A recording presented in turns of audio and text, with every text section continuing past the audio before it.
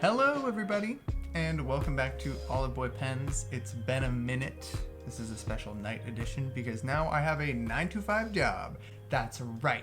Those of you who said it would never happen. Anyway, what you're all here for is something that I'm very excited about, which is 2 pens from Kyuseido, a relatively new Japanese brand founded and run by CY of Tokyo Station Pens. Being a very new brand, not a whole lot of products out. These are the 2 main ones that they've got out, the Kosumi and Kakari. They are both titanium and acrylic pens with cool nibs and the same very interesting filling system, which I'm very excited to show you. I got these pens at the San Francisco International Pen Show of 2024 about a month ago, which at first I was like, dang, I should have put this video out sooner. But using them and taking them to work, taking them on some trips, some flights, has given me some additional insight that I, the reviewer, can provide you with. So you're welcome, actually. You're welcome for this 1-year hiatus and 1-month delayed video. Without any further ado, let us get into the meat of this review. Let's take a look at these 2 beautiful fountain pens. Alrighty, so cool looking pen, huh? I bet you're wondering how it works. Well, I went to great pains to empty this one so I can show you how the mechanism of both the Kakari and the Kosumi work. It's the same one, so that's easy. Giving a pretty general overview of the body, anything you see that is metal, I'm pretty sure is titanium, which is very cool, very fun, very, strong material. Does not scratch easily, though in my time I have seen a couple of little minor surface scratches appear, and I do baby these pens a little bit, as you might imagine. So yeah, titanium cap, titanium turning knob, and then the filling system. So the way this works is you have this kind of floating piston head that is attached to this rod. Let me put it back into the full position. It's kind of hard to do this around a tripod, so bear with me. So this is what your pen is going to look like most of the time. You have the seal all the way at the back. The barrel would be completely full of ink, like this. And then the rod is actually going to seal up the section. So you could very easily take this on a plane and not worry about any kind of leakage or pressure fluctuation messes that could be caused by other fountain pens. A lot of vacuum fill pens have this kind of feature, and I always welcome it. But to fill it, unlike a vacuum fill pen, basically you need to first unscrew the blind cap. Boom. This releases this rod. And that's also a way for you to kind of mess with the ink flow if you have it full. But I'll touch on that later. So you're going to pull the rod all the way back. And then you see at the back here, you have this little hook system. So you're going to pull it down in and push it back up. I'll repeat that because it's crazy. Like that. And that means you are kind of locked into this piston with the rod, and you can start to unscrew from the back. And now you are able to fill or empty the pen. Works just like a syringe. And what's cool about this as well is that you don't actually have to fill the barrel all the way. I talked to CY about this, and he said it's a cool way to basically change the balance of the pen. Like you can have it, instead of having it so back weighted, you can have the piston just kind of sit right here and still be totally usable and be, just have this much ink in it, which is still quite a lot of ink. Or you can take it all the way back, screw it back into the back of the pen, and seal it up. So yeah, that is how this pen seals up and fills and empties. It works really well.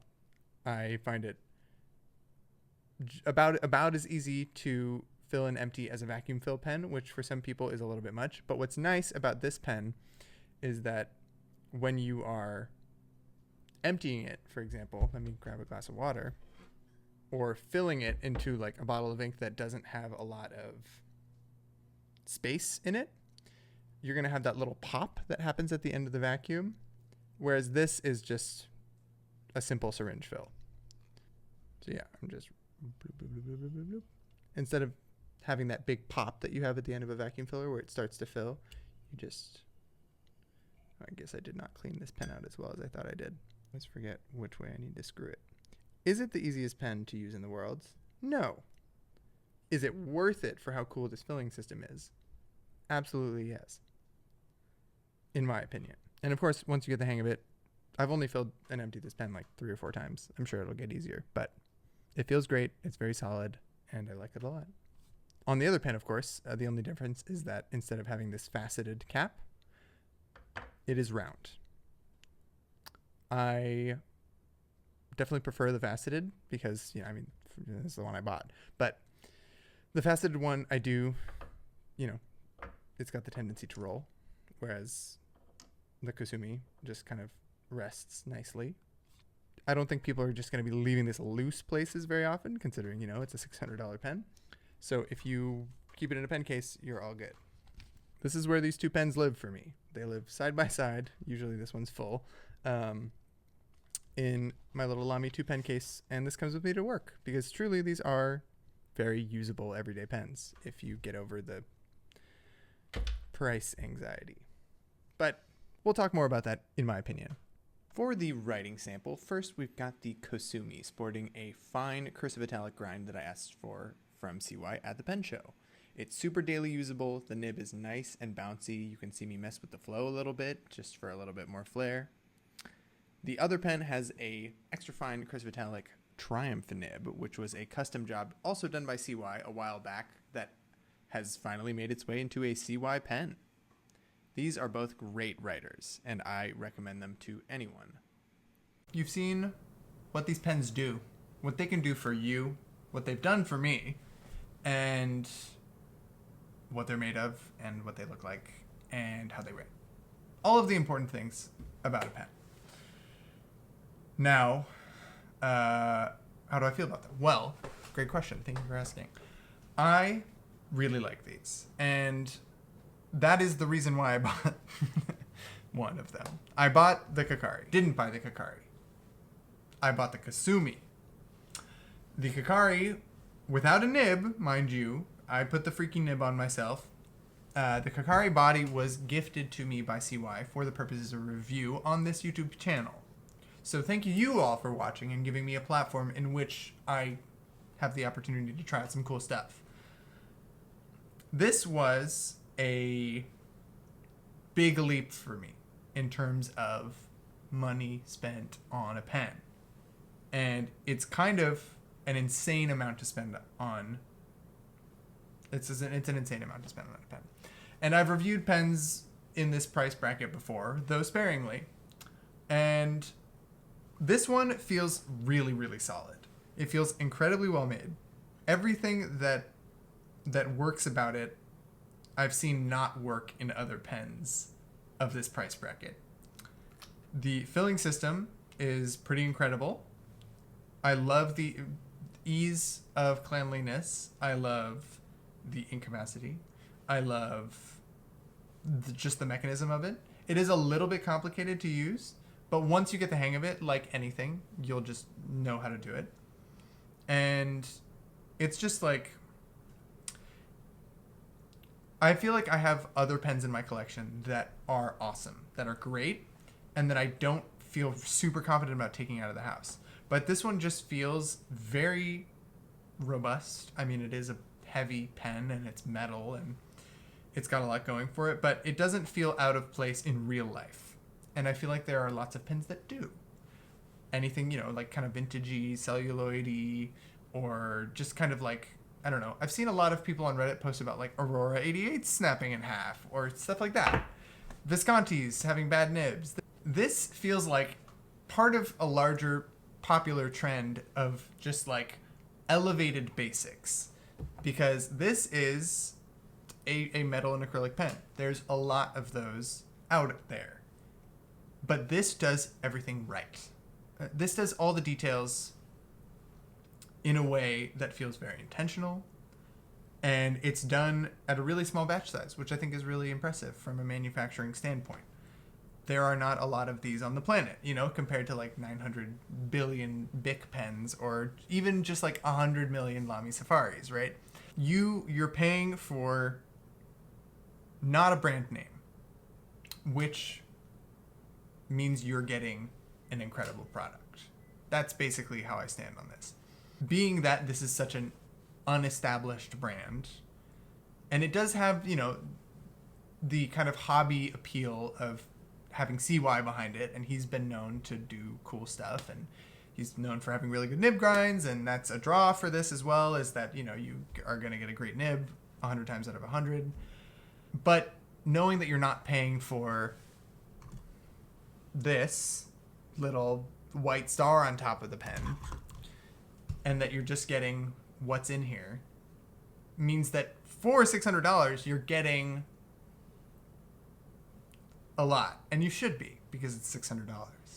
But I feel like I know of other pens that are $600 and don't deliver that, and that's how I feel about it. Like, compare this to like any other $600 pen by another big manufacturer. What about Lamy? Lamy's $600 Emporium, right? It uses the same gold nib with, you know, factory standard grinds. It has a body that's mass produced. It has a cartridge converter. Like, I don't know. It's just not the same value proposition to me. I had kind of abandoned the idea of getting a Conid pen a long time ago when I saw that they were basically just going to stop making pens, and then people were selling them for like $1,500 on the secondhand market. And this was basically my consolation prize of like, I'm going to get a pen that is in all ways, or as many ways as possible, the pen that I want.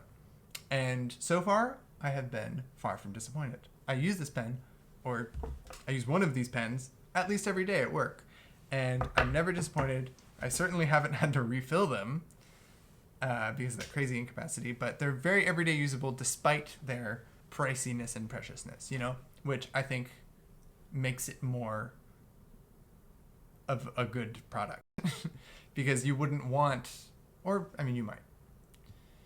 I personally don't want to have spent all of this money and have to leave it at home. And you might be like, oh my God, this fool's carrying $1,200 in pens, in 2 pens on him every day. I'm going to rob him. Please don't. Please don't rob me. That would make me sad. Well, on that note, I really like these pens. I implore you that if you're at a pen show to check them out, because I'm not going to say sight unseen you should buy one of these, because $600 is a lot of money. If you are into buying $600 pens on the reg, I would say you won't be disappointed by this. If this is your first big one, I don't think you can go wrong with it, because a lot of other $600 pens will disappoint you. And this one won't. Thank you all so much for watching, and I will see you in the next one. Thank you again to Kyuseido for providing me with the body of this Kakari pen. For review, I did pay for the Kosumi. Thanks for watching. I'll see you next time. Bye.